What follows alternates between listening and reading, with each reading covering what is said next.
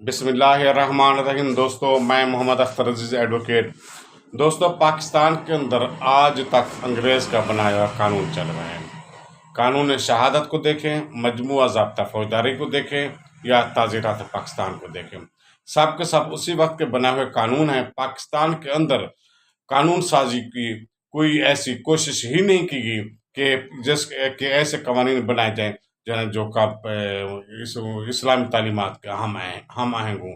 تو قانون شہادت میں تھوڑی بہت 1984 میں کوشش کی گئی، اس میں کچھ ترامیم کی گئی، لیکن اس میں جو زیادہ تر دفعات رہے وہ پہلے والے رہے، معمولی سا تبدیلی ہوئی جس کو قانون شہادت 1984 کہا جاتا ہے، لیکن یہ بھی ترمیم اسلامی تعلیمات کے ہم آہنگ نہیں رہی۔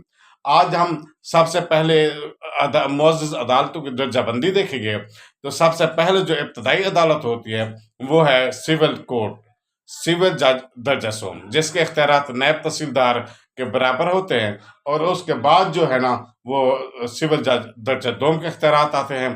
تو وہ درجہ دوم کے جو اختیارات وہ تحصیلدار کے اختیارات کے برابر ہوتے ہیں۔ تو یہی جج صاحبان ہوتے ہیں جو درجہ اول کی کیٹیگری میں آتے ہیں۔ جب ان کی سروس اور مدت کوئی گزر جاتی ہے تو یہی جج صاحبان درجہ اول یا سیکشن 30 کو کہتے ہیں، یعنی دفعہ 30 کے مجسٹریٹ بن جاتے ہیں۔ تو پاکستان کے اندر جو کورٹ جو ہے نا، یہ جج صاحبان فوجداری کیسز سماعت کرتے ہیں، ان کو مجسٹریٹ کہا جاتا ہے۔ مجسٹریٹ درجہ اول، مجسٹریٹ درجہ دو، مجسٹریٹ درجہ سوم، تو یہی جج صاحبان ہے۔ لیکن اگر ڈسٹرکٹ لیول پہ کیا دیکھا جائے تو ضلعی سطح پہ جو سیشن جج صاحبان بعض اوقات ایسا کرتے ہیں کہ درجہ بندی تقسیم کر دیتے ہیں کیسز کو، کہ کسی کورٹ کی ذمہ داری فیملی کیس سماعت کرنے کی ہوتی ہے، کسی کی سول کیسز سماعت کرنے کی ہوتی ہے، اور کسی کورٹ کی ذمہ داری جو ہے نا فوجداری کیسز سماعت کرنے کی ہوتی ہے۔ لیکن سب ڈویژن سطح پہ اگر دیکھا جائے تو ایک ہی جج سول کیس بھی سماعت کر رہا ہوتا ہے، فوجداری کیس بھی سماعت کر رہا ہوتا ہے، فیملی کیس بھی سماعت کر رہا ہوتا ہے، تو اس کے علاوہ دیگر جو کیسز ہیں گارڈین وغیرہ وہ بھی سماعت کر رہا ہوتا ہے۔ تو اس کورٹ کی جو ہے نا وہ پھر ایٹ ٹائم سماعت کر رہا ہوتا ہے، تو ایک وقت ان کا جو ذہن ہوتا ہے فوجداری معاملات پر ہوتا ہے، تو ایک دم سامنے ٹیبل پہ فائل سول کی آتی ہے، تو ان کا مائنڈ پھر سول والا بننا پڑتا ہے۔ پھر اس کے بعد جو اگر سینئر سیکشن 30 کے بعد جو پروموشن ہوتی ہے تو سروس کے حساب سے اور کارکردگی کے حساب سے وہ سینئر سول جج بنتا ہے، اور سینئر سول جج جو ہے نا وہ ڈسٹرکٹ لیول پہ بیٹھتا ہے، ضلع سطح پہ بیٹھتا ہے۔ اگر سینئر سول جج صاحب کی جب پروموشن ہوگی تو ایڈیشنل ڈسٹرکٹ اینڈ سیشن جج بنے گا۔ تو ایڈیشنل ڈسٹرکٹ اینڈ سیشن جج جو ہے نا اس کے بعد وہ پھر نا اس کی پروموشن ہوتی ہے تو وہ پھر ڈسٹرکٹ اینڈ سیشن جج بنے گا۔ ڈسٹرکٹ اینڈ سیشن جج جو ہے ضلع سطح پہ انچارج ہوتا ہے تمام عدالتوں کے جو ضلع کے اندر عدالتیں موجود ہوتی ہیں۔ اگر ایک ڈسٹرکٹ اینڈ سیشن جج کی پروموشن ہوتی ہے تو وہ پھر ہائی کورٹ کا جج بنتا ہے جسے جسٹس کہا جاتا ہے، اور اگر سینیارٹی کے حساب سے پھر یہی ہائی کورٹ کا جج ایک چیف جسٹس بھی بنتا ہے صوبے کا، یعنی chief justice of Lahore high court, chief justice of KP کے بلوچستان یا سندھ۔ تو یہ جب ایک چیف جسٹس یا ہائی کورٹ کا کوئی جج کی پروموشن ہوتی ہے تو اس کی کارکردگی کی بنیاد پہ یا سروس کے حساب سے تو اینی کاز تو وہ پھر عدالت عظمیٰ یعنی سپریم کورٹ کا جج بنتا ہے۔ وہ پھر جب سپریم کورٹ کا جج بنتا ہے تو پھر سینیارٹی کے حساب سے جو ہے نا اس کی جو ہے نا وہ پھر چیف جسٹس آف پاکستان بنتے ہیں۔ پاکستان کے اندر جو ہے نا کافی دفعہ کوشش کی گئی کہ اس عدالتوں کے اندر اصلاحات لائی جائیں۔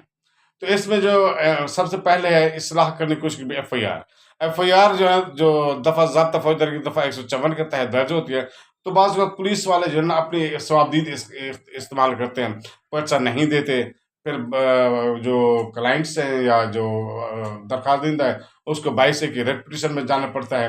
اسی طرح پھر جو ہے نا بعض اوقات کافی لوگ جھوٹے واقعات بھی بیان کرتے ہیں، یا کافی لوگ جو ہوتے ہیں معمولی واقعہ ہوتا ہے بڑھا چڑھا کر بھی پیش کرتے ہیں۔ تو قانون کے خلاف ہے کہ FIR درج ہونے سے پہلے پولیس انویسٹیگیشن کرے، لیکن آج کل جو ایک روایت چل رہی ہے، رسم چل رہی ہے، وہ پولیس جو ہے نا وہ اس سے پہلے FIR درج کرنے سے پہلے ہی انویسٹیگیشن شروع کر دیتی ہے۔ اس کے علاوہ جو اس میں اصلاح کی ضرورت ہے، اس میں طریقہ تفتیش ہمارے ملک کے اندر جدید سائنسی بنیادوں پہ نہیں ہے، وہ روایت چل رہا ہے، ایویڈنس کلیکٹ کرنے کی کوئی کوشش ہی نہیں کی جاتی، اور ایون دیٹ کے بعض انویسٹیگیشن آفیسر کو پتہ ہی نہیں ہوتا کہ میں نے تفتیش کرنی کس طرح ہے، اس کا ضابطہ حیات کیا ہے۔ اسی طرح جو ریمانڈ ہے جب ملزم گرفتار ہوتا ہے تو 24 گھنٹے کے اندر مجسٹریٹ کی کورٹ میں پیش کرنا ہوتا ہے ملزم کو. تو اس طرح جو ہے نا، لیکن یہاں دیکھتے ہیں کہ کئی کئی دن تک پولیس جو ہے نا ملزم کو تھانے میں بٹھائی رکھتی ہے، ان کو زج کرتی ہے، ان کی عزت جو ہے نفس کو مجروح کرنے کی کوشش کرتی ہے، اور دیگر کئی وجوہات ہوتی ہیں. پھر جب پیش کیا جاتا ہے تو جو ہے نا پولیس میکسیمم جو ہے نا ریمانڈ جو لے سکتی ہے وہ 14 دن کا ریمانڈ لے سکتی ہے، اس سے ہوتا نہیں ہے. پھر افینس کے حساب سے جو ہے نا وہ پھر جو معزز عدالتیں ہیں وہ پھر از خود بھی اس کو جو ہے نا ملزم کو پولیس کے جو ہے نا ریکویسٹ کو ٹرن ڈاؤن کرتے ہوئے اس کو جو ہے نا جوڈیشل کر دیتے ہیں. یا بعض اوقات پولیس خود بھی از خود استدعا لے کر آتی ہے کہ ملزم کو جو ہے نا جیل بھیجا جائے، جوڈیشل ریمانڈ کی استدعا ہوتی ہے، تو عدالت کے پاس جوڈیشل بھیجنے کے علاوہ اور کوئی راستہ نہیں ہوتا. اسی طرح ضمانت پر یہی ہے، تو اس میں بھی کوئی خاص اصلاح کی ضرورت ہے کہ اس میں کوئی چلان میں آنے میں تاخیر ہو جاتی ہے اور ضمانتیں نہیں ہوتی، اور چلان جو ہے نا 173 کی رپورٹ جسے کہتے ہیں، یہ بھی کئی عرصہ تک تھانوں میں پڑی رہتی ہے، تفتیشی افسر یہاں سائن نہیں کرتے کورٹ میں. اب مقدمات میں جو تاخیر ہوتی ہے اس کی وجہ یہ ہے کہ گواہ بعض اوقات پیش نہیں ہوتے، ملزم بعض اوقات پیش نہیں ہوتا، وکلاء کی جانب سے بھی بعض بات جو ہے نا وکلاء کی جانب سے بھی التوا کی درخواستیں آتی ہیں، بعض کو جج صاحب نہیں ہوتے. تو اس طرح کی ایک وجوہات ہیں جو تاخیر کا شکار ہوتے ہیں. اس تاخیر کو ختم کرنے کے لیے تاخیر اگر کسی کیس میں ہو جائے تو پھر لوگوں کے ساتھ ناانصافی ہے. تو اس لیے اس میں سفارشات پیش کی گئی جو ہے نا جوڈیشل پالیسی بنے گی. تو جوڈیشل پالیسی کے تحت جو ہے نا ایف آئی آر میں جو درج نہیں کرے گا پولیس آفیسر تو اس کے سروس بک میں بھی اندراج کیا جائے گا، اس کو مناسب سزا ملے گی، حتیٰ کہ ڈسمس فرام سروس بھی اس میں شامل ہے. اس کے علاوہ جو چھوٹے موٹے جرائم ہیں ان کو جو ہے نا موقع پر ہی سزا وغیرہ سزا دے کر اس کو جو ہے نا عدالت پر بوجھ کم کرنے کے لیے اس کو ریلیز کر دیا جائے گا. اس کے علاوہ جو بعض اوقات ایسے معاملات ہوتے ہیں جن کو عدالت یا ایس ایچ او جو ہے نا خود بھی ذاتی مچل کے بغیر ذاتی ملزمان کو رہا کر سکتا ہے. اس کے علاوہ جو جوڈیشل پالیسی میں ایک سفارش کی گئی کہ جیل سٹاف کو جو ہے نا مناسب سیکورٹی، ٹرانسپورٹ اور سٹاف دیا جائے تاکہ بر وقت جو ہے نا عدالتوں کے اندر سے ملزمان کو لایا جا سکے. اس کے علاوہ جو ہے نا جو ہے کہ وہ عدالتی جو اہلکار ہیں وہ وارنٹ اور سمن پر تعمیل جو ہے نا قانون کے حساب سے نہیں کرتے، تاخیر کرتے ہیں. تو اس پہ بھی جو ہے نا ایسا کرے گا کوئی عدالتی اہلکار تو اس کے لیے بھی سزا کا مستحق ہوگا، اس کے لیے بھی سزا تجویز کی گئی تھی. کہ اس کے علاوہ جو ہے نا جو ہے نا پر جو چھوٹے موٹے دفعات ہیں اس کے لیے جو ہے نا جو زیادہ مدت جو ہے نا نیک چال چلن کی وجہ سے جیل کے اندر ملزمان ہیں، قیدی ہیں، تو ان کو بھی پروبیشن پر چھوڑا جا سکتا ہے.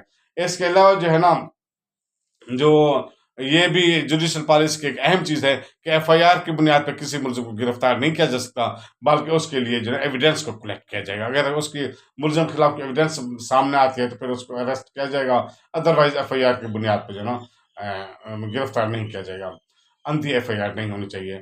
اس کے علاوہ جو ہے عدالتوں کے لیے بھی پابندی لگائی گئی تھی کہ وہ روزانہ کی بنیاد پر کس سماعت کریں اور لمبی تاریخ پیش دینے سے پرہیز کریں. تو لیکن افسوس کی مقام یہ ہے کہ جوڈیشل پالیسی میں جو یہ سفارشات پیش کی گئی تھی ان پہ بالکل عمل نہیں ہو رہا، بس یہ خالی اب کاغذ کا ٹکڑا بن کے رہ گیا ہے. تو اس کی مختلف وجوہات ہیں. تو دوستو یہ سفارشات جوڈیشل پالیسی میں پیش کی گئی تھی. تو آپ میرے ساتھ دیجئے، میرے ویڈیوز کو سبسکرائب کیجئے، انشاءاللہ اچھی میں قانون کے بابت جو ہے معلومات دیتا رہوں گا، اور آپ میرا ساتھ دیجئے. اللہ پاک ہم سب کا حامی ناصر ہو. آپ کا اس پہ فائدہ ہے. اگر آپ کو قانون کا علم نہیں تو آپ اس دنیا میں اندھے ہیں. تو محمد اختر عزیز ایڈوکیٹ، پلیز سبسکرائب کیجئے، کمنٹ دیجئے، لائک کیجئے، فالو کیجئے. اللہ حافظ.